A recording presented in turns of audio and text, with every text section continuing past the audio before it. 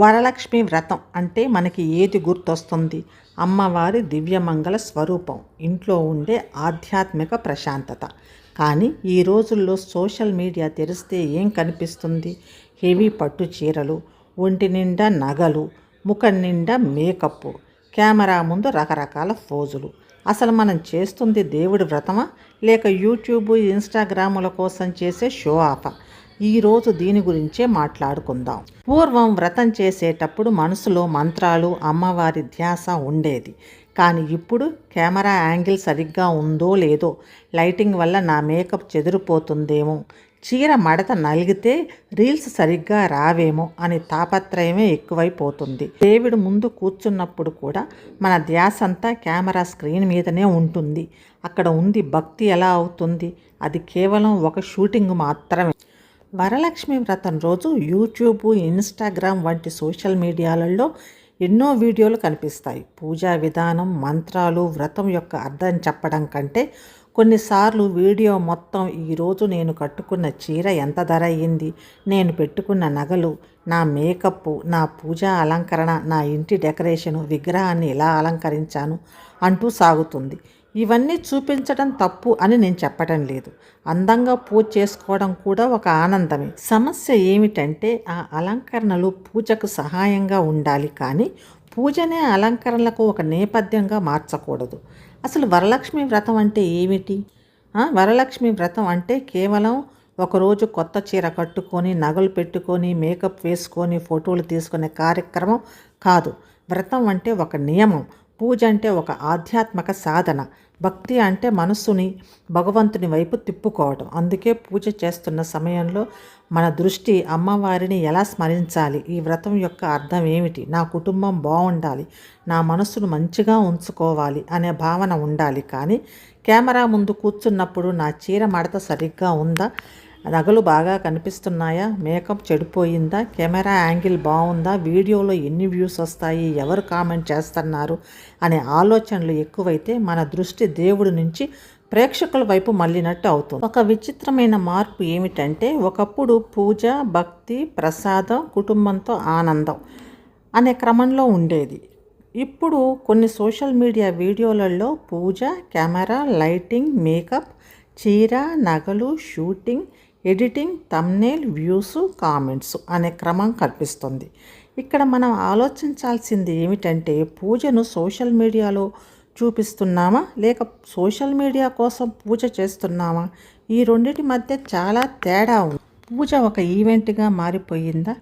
ఇంకొక విషయం గమనించాలి. వరలక్ష్మి వ్రతం రోజున కొందరు పూజ కంటే నేను ఎలా కనిపిస్తున్నాను అనే ఆలోచన ఎక్కువైతే అది క్రమంగా ఆధ్యాత్మిక కార్యక్రమం నుంచి ఒక సెలబ్రిటీ ఈవెంట్ లాగా, ప్రదర్శనలాగా మారిపోయే ప్రమాదం కూడా ఉంది. ఇక్కడ ఒక ప్రశ్న, ఇది చాలా సున్నితమైనది. పూజలో మనం దేవుణ్ణి చూస్తున్నామా, లేదా దేవుని పేరుతో మనల్ని మనం ఇతరులకు చూపించుకుంటున్నామా? అయితే ఇక్కడ చీరలు, నగలు పెట్టుకోవడం తప్ప, పట్టు చీరలు కట్టుకోవడం తప్ప అంటే కాదు, అస్సలు తప్పు కాదు. మన సంప్రదాయాలలో పండగ రోజు చక్కగా తయారవ్వడం సహజం. పట్టు చీర కట్టుకోవచ్చు, నగలు ధరించవచ్చు, పూజా మందిరాన్ని అందంగా అలంకరించవచ్చు. కానీ అవి భక్తిలో భాగమా, లేక భక్తికి బదులుగా మారిపోయాయా అనేదే అసలు ప్రశ్న. ఒక మహిళ ఎంతో అందంగా తయారయ్యింది, ఎంతో శ్రద్ధగా పూజ చేసి ఆ పూజను ఇతరులతో పంచుకోవచ్చు, అందులో తప్పేమీ లేదు. కానీ పూజ చేస్తున్న సమయంలో కూడా మనసంతా కెమెరా నన్ను ఎలా చూపిస్తోంది అనే ఆలోచనలలో ఉంటే మనం ఒకసారి ఆగి మనల్ని మనమే ప్రశ్నించుకోవాలి. భక్తికి కెమెరా అవసరం లేదు. దేవుడి ముందు మనం ఎలా కనిపిస్తున్నామో తెలుసుకోవడానికి కెమెరా అనేది అసలు అవసరమే లేదు.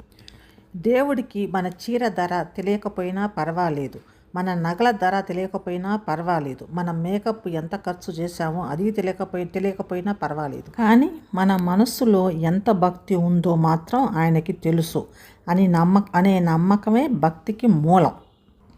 అందుకే పూజ చేస్తున్నప్పుడు కెమెరా ముందు కూర్చున్న మనస్సు మాత్రం కెమెరా వైపు కాకుండా కమలంపై కూర్చున్న లక్ష్మీదేవి స్వరూపం వైపే ఉండాలి.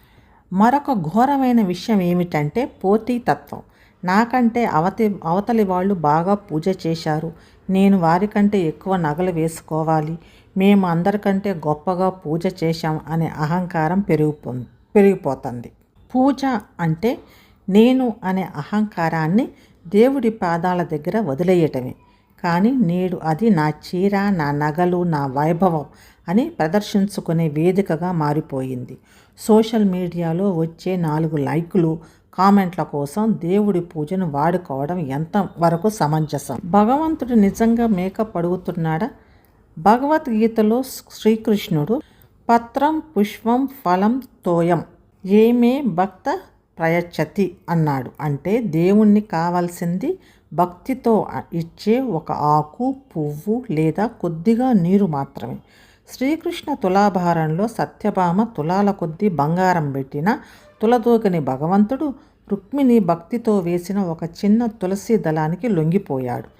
అమ్మవారికి కావాల్సింది మన అంతరంగంలో ఉండే శ్రద్ధ, ఇల్లు, మనస్సు యొక్క పవిత్రత మాత్రమే తప్ప మన ముఖానికి వేసుకునే మేకప్పులు, నగల బరువులు కావు. ఆడంబరాల కోసం చేసే పూజను శాస్త్రాలు రాజసహ పూజ అంటారు. దీనివల్ల ఎలాంటి పుణ్యము లభించదు, ఆత్మసంతృప్తి దక్కదు. సాంప్రదాయం పరిమితమైన అలంకారం అందమే, కానీ అది పూజ యొక్క పరమార్థాన్ని మింగేయకూడదు. సోషల్ మీడియా రీల్స్ కోసం పూజ చేయకండి. మనశ్శాంతి కోసం, అమ్మవారి అనుగ్రహం కోసం పూజ చేయండి. అలంకారం శరీరానికే తప్ప దేవునికి చేరువయ్యే ఆత్మకు కాదు.